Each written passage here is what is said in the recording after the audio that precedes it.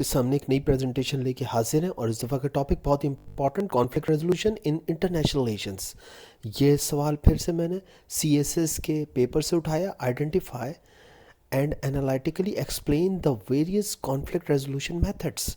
CSS international relations का paper 1 number, paper 1 कहलाता है। 2021 का ये पेपर है। चलें जल्दी से चलते हैं। मैं हूं Mohammad Naufal Safan, belongs to नौफल्स academy. और अगर आपको मेरा वीडियो पसंद आ रहा है तो प्लीज़ लाइक, सब्सक्राइब और शेयर ज़रूर कीजिएगा। चलें जी, चलते हैं टॉपिक के सवाल की तरफ। देखें, सबसे पहले तो हमें ये जानना ज़रूरी है कि कॉन्फ्लिक्ट क्या है। Conflict is defined as an actual और perceived opposition of needs, values and interest. जहाँ पे भी आपका तनाज़ा होगा, किस हवाले से, आपकी ज़रूरतों के हवाले से, आपके उसूलों के हवाले से और आपकी दिलचस्पियों के हवाले से, तो वहाँ पे अगर आप का टकराव हो जाता है किसी ताकत से, किसी दूसरे हैसियत से, किसी दूसरे शख्स से, तो वहाँ पे कॉन्फ्लिक्ट पैदा हो जाता है। अंग्रेज़ी में तनाज़े को कॉन्फ्लिक्ट कहते हैं, टकराव को कॉन्फ्लिक्ट कहते हैं। अब देखिए, कॉन्फ्लिक्ट जो है वो एक तो इंटरनल हो सकता है, यानी कि आपका अपने आप से ही, या साथ, या दूसरे अल्फाज में किसी भी शख्स का किसी दूसरे शख्स के साथ, या किसी भी, यहाँ पे क्योंकि हम इंटरनेशनल रिलेशंस को ले रहे हैं तो आप इसको इस तरह से कह सकते हैं कि एक इंटरनल कॉन्फ्लिक्ट हो सकता है जिसके अंदर के किसी स्टेट के अंदर कोई मैटर हो, और एक्सटर्नल कॉन्फ्लिक्ट हो सकता है जिसके अंदर कोई बैरूनी एक्सटर्नल फैक्टर्स जो हैं वो इन्वॉल्व हो। चलें जल्दी से हम देखते हैं कि कॉन्फ्लिक्ट इंटरनेशनल रिलेशंस के अंदर क्या हैसियत रखता है। इन political terms conflict can refers to Wars, revolution और other struggles which may involve the use of force as in the term of armed conflict। देखिए, कॉन्फ्लिक्ट जो है वो दरअसल आप कॉन्फ्लिक्ट वॉर को कह सकते हैं इंटरनेशनल रिलेशंस के अंदर। आप कॉन्फ्लिक्ट जो है वो रेवोल्यूशन को कह सकते हैं। आप कॉन्फ्लिक्ट जो है वो किसी स्ट्रगल को कह सकते हैं जो कि या तो पुरअमन भी हो सकती है, या फिर जो है उसके अंदर फोर्स का इस्तेमाल हो सकता है। इवन ये कि ये आर्म्ड कॉन्फ्लिक्ट भी हो सकता है जिसके अंदर फोर्स नहीं बल्कि फ़ौज का इस्तेमाल हो और हथियारों का इस्तेमाल हो जाए। तो चलें जल्दी से आगे बढ़ते हैं और देखते हैं कि इसकी क्या एग्जांपल्स हैं। देखिए, हाल ही में तालिबान और यूनाइटेड स्टेट्स के दरमियान जो कॉन्फ्लिक्ट है, ये एक इंटरनेशनल रिलेशंस के अंदर आप कह सकते हैं कि कॉन्फ्लिक्ट है। ये बिल्कुल एक आम कॉन्फ्लिक्ट भी है और इसके अंदर फोर्स का भी इस्तेमाल हुआ है, और जो है वो इसके अंदर फोर्स का इस्तेमाल नहीं भी हुआ है। जहाँ पे मुज़ाकरात हुए हैं, जहाँ पे निगोशिएशंस हुई हैं, वो आप कह सकते हैं कि इस कॉन्फ्लिक्ट को रिज़ॉल्व करने की कोशिश की गई है विदाउट फोर्स। और जहाँ पे आपने देखा है कि आम कॉन्फ्लिक्ट हुआ है US और तालिबान का, तो आप देख सकते हैं कि ये एक जो है वो ऐसा कॉन्फ्लिक्ट है जिसके अंदर आप कह सकते हैं कि फ़ोर्स का इस्तेमाल हुआ है। इसी तरीके से अगर आप देखें तो यहाँ पे दूसरी मिसाल इंडिया पाकिस्तान की दी हुई है। यहाँ पे भी आप देख सकते हैं कि पाकिस्तान और इंडिया के दरमियान जो है वो निगोशिएशंस भी जारी रहती हैं, जो कि आजकल फ़िलहाल हॉल्ट हुई हुई हैं, रुकी हुई हैं। लेकिन इसके साथ साथ आपने देखा कि पाकिस्तान और इंडिया के दरमियान आर्म कॉन्फ्लिक्ट्स भी हो चुके हैं। तो दोनों तरह से आप देख सकते हैं कि आर्म कॉन्फ्लिक्ट भी हो रहे हैं और पीसफुल निगोशिएशंस भी जारी रह रही हैं इन दोनों एग्जाम्पल्स के अंदर। कॉन्फ्लिक्ट रेजोल्यूशन अप्रोच क्या हो सकती है? तो जाहिर सी बात, आप देख सकते हैं कि पब्लिक कॉन्फ्लिक्ट जो हो रहा है इंटरनेशनल बॉडीज़ के अंदर, तो वहाँ पे आप यूनाइटेड नेशंस की भी मदद ले सकते हैं इस कॉन्फ्लिक्ट रेजोल्यूशन के अंदर, या फिर आप ख़ुद कंट्रीज़ जो हैं वो आपस में आम तौर पे जो है वो डिप्लोमेसी करके, निगोशिएशंस करके या सेटलमेंट करके जो है वो इन डिफरेंसेस को मिटाते हैं। और इसके अलावा के मीडिएशन के हवाले से आप जानते हैं कि 1978 के अंदर कैंप डेविस अकॉर्ड हुआ था, जो कि जिसके अंदर के प्रेसिडेंट जिमी कार्टर ने जो है वो मीडिएट किया था अनवर सादात और इसराइली प्राइम मिनिस्टर के दरमियान। और इसी वजह से इन दोनों को, इसराइली प्राइम मिनिस्टर और इजिप्ट के प्रेसिडेंट अनवर सादात को जो है मुश्तरका तौर पे नोबेल प्राइज़ भी उस वाले से मिला था। तो ये एक बेहतरीन मिसाल है कॉन्फ्लिक्ट रेजोल्यूशन अप्रोचेस की। चलें आगे बढ़ते हैं, थ्योरीज़ देखते हैं कॉन्फ्लिक्ट रेजोल्यूशन के हवाले से कि कॉन्फ्लिक्ट असल में इंटरनेशनल रिलेशंस के अंदर क्या है, थ्योरीज़ क्या कहती हैं। सबसे पहले लिबरल थ्योरी देखते हैं। और लिबरल थ्योरी दरअसल, वैसे मैं आपको पहले ही बता चुका हूँ कि दरअसल लिबरल थ्योरी जो है वो दरअसल एक बिलीव है कि ह्यूमन नेचर जो है वो गुड है, ऑल इज़ वेल है। लेकिन बहरहाल हम इसको देख लेते हैं। ठीक है जी, सब मिल के जो है वो एक स्टेट बनाते हैं। आम तौर पे एक स्टेट जो है वो बुरी नहीं होती है, कभी कभी वो जंग की तरफ किसी भी सूरत में जो है वो اس سے بچ نہیں پاتی، انیویٹیبل ہو جاتا ہے اور پھر وہ جنگ کے اندر چلی جاتی ہے. یہ جو ہے وہ لبرل تھیوری تھی. آگے چلتے ہیں. ریئلسٹ تھیوری کیا کہتی ہے کانفلکٹ کے حوالے سے؟ Realist view of world defined as assuming that the international community is in a chaos and consists of political units called states. وہ کہتا ہے کہ دراصل انٹرنیشنل ارینا، یہ جو دنیا ہے، اس کے اندر دراصل ہے ہی کاؤس، یعنی کہ یہاں پہ ہے ہی جھگڑا، اور یہ جھگڑے اصل میں بٹے ہوئے ہیں پولیٹیکل یونٹس میں، اور ان پولیٹیکل یونٹس کو جو ہے وہ اسٹیٹس کہتے ہیں، جو کہ ہر کوئی اپنی مفادات کی جنگ لڑ رہا ہے اور اس کے اندر کانفلکٹ پیدا ہو جاتا ہے. یہ جو ہے وہ ریئلسٹ ویو ہے. اسٹیٹ پاور حاصل کرتے رہتے ہیں یہ پولیٹیکل یونٹس، جنہیں اسٹیٹس کہہ رہے ہیں، اور یہ پولیٹیکل یونٹس جب پاور حاصل کرتے ہیں تو یہ ہر لمحے جو ہے وہ ڈینجرس سے ڈینجرس ہوتے جا رہے ہیں. ٹھیک ہے جی. States can never be sure of the intentions of other states and a state motivation is simply to survive. اور کوئی بھی اسٹیٹ کسی دوسری اسٹیٹ کے اوپر بھروسہ نہیں کر سکتا کہ اس کے انٹینشنز، اس کے ارادے کیا ہیں، اور اس وجہ سے ایک اسٹیٹ کے جینے کی، ایک اسٹیٹ کی کے زندہ رہنے کی اس دنیا میں ایک ہی وجہ ہے کہ وہ سروائیو کرتا ہے، اور وہ سروائیو کرنے کے لیے پاور کو ایکوائر کرتا ہے. یہ ریئلسٹ تھیوری ہے. آگے بڑھتے ہیں. اب دیکھتے ہیں ریڈیکل تھیوری کیا ہے کانفلکٹ کے حوالے سے انٹرنیشنل ریلیشنز کے اندر. Radical theory says that uneven distribution of resources in the international system creates conflict between the haves and have nots and influence all actions and interaction. وہ کہتا ہے کہ دراصل جو ریسورسز ہے اس کا ایک ان ایون ڈسٹریبیوشن ہوا ہے، یعنی کہ نا انصافی پہ مبنی ایک ایسا ڈسٹریبیوشن ہوا ہے جس کی وجہ سے کانفلکٹ کریٹ ہوتا ہے. اسٹیٹس آپس میں اس بنیاد پہ جھگڑ بیٹھتے ہیں کہ کسی کے پاس ہے اور کسی کے پاس نہیں ہے، اور پھر یہ جو ہے وہ سبب بنتا ہے کانفلکٹ کا. اور پھر جو ہے وہ آپ دیکھتے ہیں کہ رچ اور پور کا بھی جو ہے وہ ایک کانسیپٹ آ جاتا ہے کہ ایک امیر ایک اسٹیٹ آپ کو نظر آتی ہے، ایک غریب اسٹیٹ نظر آتی ہے، اور کلاس وارفیئر شروع ہو جاتا ہے. تو یہ جو ہے وہ آپ نے دیکھا کہ 3 تھیوریز کانفلکٹ کے حوالے سے، انٹرنیشنل ریلیشنز کے حوالے سے. What are the 4 types of conflicts? تو ظاہر سی بات ہے کانفلکٹ کو میں آپ بتا چکا ہوں کہ یہ اصل میں اپوزیشن کی وجہ سے کریٹ ہوتا ہے. جب آپ کسی چیز کے حوالے سے کسی دوسری پارٹی سے اپوزیشن میں جاتے ہیں تو کانفلکٹ کریٹ ہوتا ہے، اور یہ بیسیکلی 4 طرح کا ہوتا ہے. ایک کانفلکٹ ود سیلف، ایک کانفلکٹ ود ادرس، ایک کانفلکٹ ود انوائرمنٹ، ایک کانفلکٹ ود سپرا نیچرلس. تو یہ 4 ہیں، اس کو الگ الگ دیکھ لیتے ہیں. کانفلکٹ ود سیلف، ظاہر سی بات ہے آپ اس کی ایک مثال یہ لے سکتے ہیں کہ آپ کا کانفلکٹ آپ کے اپنے ساتھ کیسے ہو سکتا ہے. تو ظاہر سی بات ہے کہ یہاں پہ آپ کہہ سکتے ہیں کہ بھائی میرے اندر ایک برائی ہے، میں سگریٹ پیتا ہوں، یہ میرے اندر ایک برائی ہے، میرا کانفلکٹ میرے اپنے آپ کے ساتھ ہے کیونکہ مجھے ایک بری عادت پڑی ہوئی ہے اور میں اس کو چھوڑنا چاہتا ہوں. تو یہ کانفلکٹ بن رہا ہے یہاں پہ آپ کا اپنے ساتھ، اور آپ اپنی اس بری عادت سے جان چھڑانا چاہتے ہیں. اگلا ہے کانفلکٹ ود ادرس. یہ کیسے؟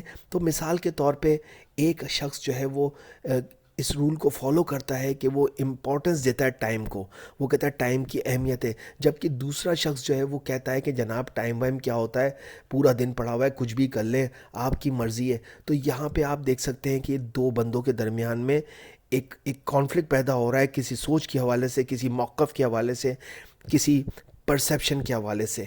تیسرا ہے کانفلکٹ آف انوائرمنٹ. اچھا میں ایک چیز اور آپ کو بتاؤں، یہ تو میں نے ایک پرسن پہ ڈال دیا، یہی چیز آپ کسی اسٹیٹ کے اوپر بھی لے سکتے ہیں، کیونکہ ظاہر سے ہم انٹرنیشنل ریلیشنز کے حوالے سے پریزنٹیشن بنا رہے ہیں.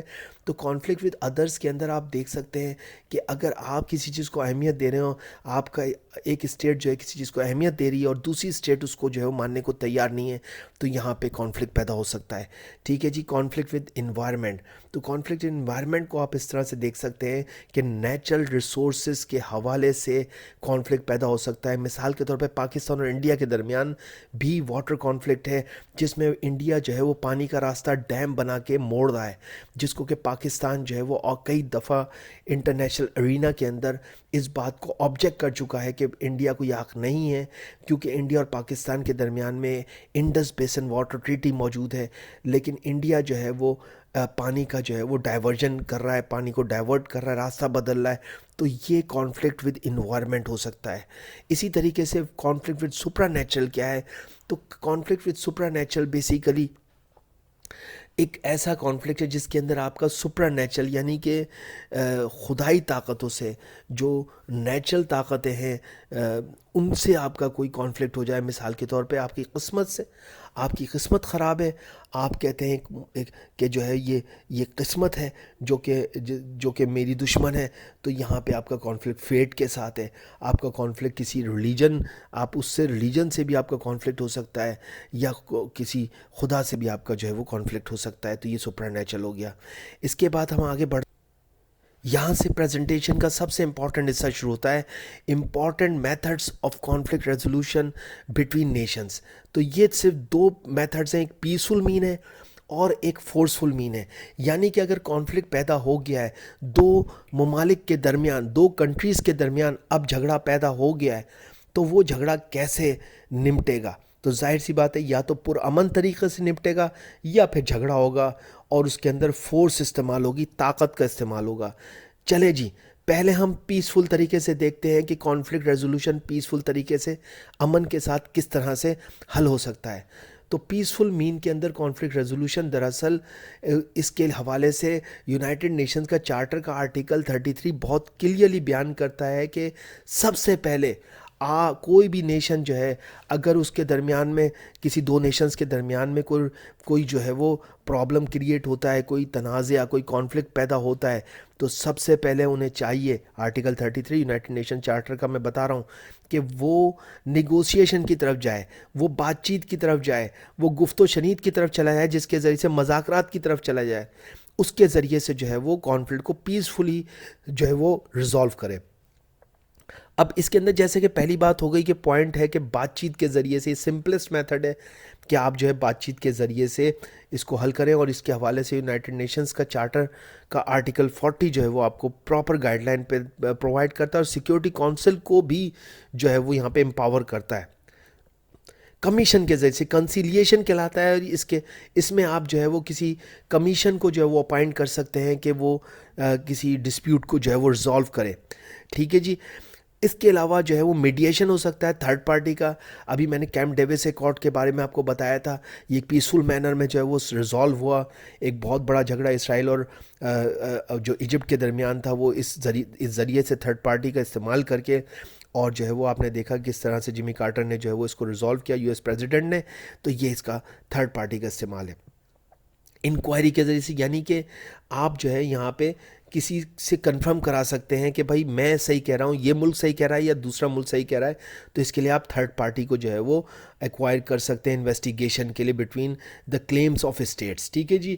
اور جو ہے وہ اس حوالے سے دونوں پارٹی کا رضامند ہونا لازمی ہے۔ اس کے علاوہ بھی آپ جو ہے وہ کسی ریفری کو یا کسی ٹریبیونل کو جو ہے وہ اپائنٹ کر سکتے ہیں کہ وہ کسی ڈسپیوٹ کو جو ہے وہ ریزالو کرے other than international court of justice. اس میں انٹرنیشنل کورٹ آف جسٹس شامل نہیں ہوتا اس طرح کے ریفری اور اس طرح کے ٹریبیونل کے اندر، ٹھیک ہے جی۔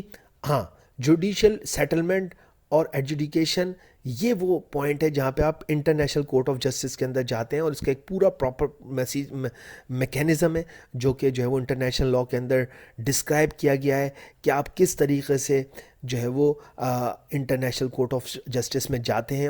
جیسا کہ آپ نے ابھی کلبھوشن یادو کے کیسز کے اندر انڈیا پاکستان کے درمیان جو ڈسپیوٹ ہوئی، اس کے اندر آپ نے دیکھا ایک کانفلکٹ پیدا ہوا، اور کلبھوشن یادو کے حوالے سے دونوں ممالک جو ہے انٹرنیشنل کورٹ آف جسٹس کے اندر پیسفلی گئے، ٹھیک ہے جی۔ تو آگے چلتے ہیں۔ اس کے علاوہ بھی یونائٹڈ نیشن خود بھی جو ہے وہ اس ڈسپیوٹس کے لیے امپاورڈ ہے، اور chapter 6 of United nation charter, جس کا کہ آرٹیکل 6 جو ہے اسپیسیفکلی ڈیل کرتا ہے اس حوالے سے کہ یونائٹڈ نیشنز کو امپاور کرتا ہے۔ دوسری طرف اب جب مسئلہ حل نہیں ہوتا تو فورسفل مینس آ جاتے ہیں، جب بات چیت فیل ہو جاتی ہے تو بات طاقت تک پہنچ جاتی ہے جناب۔ تو فورسفل مینس کے لیے جاننے کے لیے کہ فورسفل مین کس طرح سے استعمال ہوتا ہے، چلیں پہلا میں آپ کو بتاتا ہوں، کاؤنٹر ایکشن ہوتا ہے۔ لیکن کاؤنٹر ایکشن کا مطلب ہرگز یہ نہیں ہے کہ آپ فوج کا استعمال کریں۔ کریں، یعنی کہ آپ بدلے کے لیے صرف فوج کا استعمال نہیں بلکہ آپ سیاسی طور پر بھی اس مسئلے میں احتجاج یا فورس کا استعمال کر سکتے ہیں کہ آپ اپنے دشمن سے سیاسی تعلقات کو، پولیٹیکل کنیکشنز کو ختم کر دیں. یہ بھی ایک فورسفل مینر ہے. آپ جو ہے کاؤنٹر ایکشن کرتے ہیں اس کے اندر. نمبر ون کاؤنٹر ایکشن ہو گیا اس کا. دوسرا جو ہے ریٹیلیشن. ریٹیلیشن انگریزی میں پلٹ کے وار کو کہتے ہیں، اور یہ act of taking by force, آپ کسی چیز کو جو ہے وہ فورس کے ذریعے سے حاصل کرتے ہیں. حالانکہ یونائٹڈ نیشن چارٹر جو ہے وہ اس نے اس کو اللیگل کہا ہے، اس کو اللیگل قرار دیا اس میتھڈ کو، لیکن بہرحال آپ جو ہے ریٹیلیٹ کرتے ہیں، آپ جو ہے فورس کے ذریعے سے. کئی دفعہ ایسا ہوا ہے کہ یونائٹڈ نیشنز کی موجودگی میں بھی ڈفرینٹ نیشنز نے جو ہے وہ اس انسٹرومنٹ کو استعمال کیا ہے اور اپنا کانفلکٹ ریزولو کیا ہے. اور دنیا دیکھتی رہ گئی جناب. بہت نکلے گی تو پھر دور تلک جائے گی، لیکن یونائٹڈ نیشنز یہاں پہ جو ہے وہ تھوڑی سی ہینڈی کیپ نظر آتی ہے. بہرحال جو انٹرنیشنل لا ہے وہ میرا آپ کو بتانے کا مقصد ہے. آگے چلتے ہیں پیسفل سیزر. پیسفل سیزر کا جو ٹرمنالوجی ہے بیسیکلی نیول فورس کے لیے استعمال ہوتی ہے کہ آپ نیول فورس کے ذریعے سے کسی علاقے کو جو ہے وہ سیز کر دیتے ہیں اور نیول فورس کو استعمال کرتے ہیں. اس کے ساتھ ساتھ انٹرونشن بھی ہو سکتا ہے، اور انٹرونشن جیسے کہ نام سے لگ رہا ہے کہ کوئی ملک جو ہے وہ کسی ملک کے اندر گھس کے اور جو ہے وہ کانفلکٹ کو فورسفلی جو ہے وہ ریزالو کرتا ہے. یونائٹڈ نیشنز کا خود کا جو ہے وہ اپنا بھی ایک فورس کو جو ہے وہ استعمال کرنے کا اپنا بھی ایک میتھڈ ہے، جو کہ چیپٹر 7 کے اندر جو ہے وہ مکمل طور پہ بتایا گیا ہے کہ یونائٹڈ نیشنز کا چارٹر نمبر 7 اور اس کے آرٹیکل 39، 40 اینڈ 41 سیکیورٹی کونسل کو بااختیار بناتے ہیں کہ وہ فورس کا استعمال کر سکے. ٹھیک ہے جی. اور جو ہے وہ اس کے اندر آپ دیکھ سکتے ہیں کہ اسی طرح سے سیکشن 42 میں سیکیورٹی کونسل کو فوج کا استعمال کا حق بھی مل جاتا ہے. ٹھیک ہے جی. تو اس طرح کا آپ نے جو دیکھا ہوگا، آپ کو اس کا مثال جو ہے وہ یہاں پہ نیچے نظر آ رہی ہے کہ گلف وار کے اندر 1990 کے اندر اور عراق کے اندر جو ہے 2003 کے اندر آپ نے دیکھا کہ کس طریقے سے جو ہے وہ فورس کا استعمال ہوا، اور جو ہے وہ آپ دیکھ سکتے ہیں کہ کس طرح سے یونائٹڈ نیشنز اس کو امپاور کرتی ہے. سو آئی ہوپ کہ آپ کو یہ پریزنٹیشن پسند آئی، کوئی ہیلپ فل رہی ہوگی. اگر آپ کو یہ ہیلپ فل رہی ہے تو پلیز لائک اور سبسکرائب کر دے گا. Thank you very much.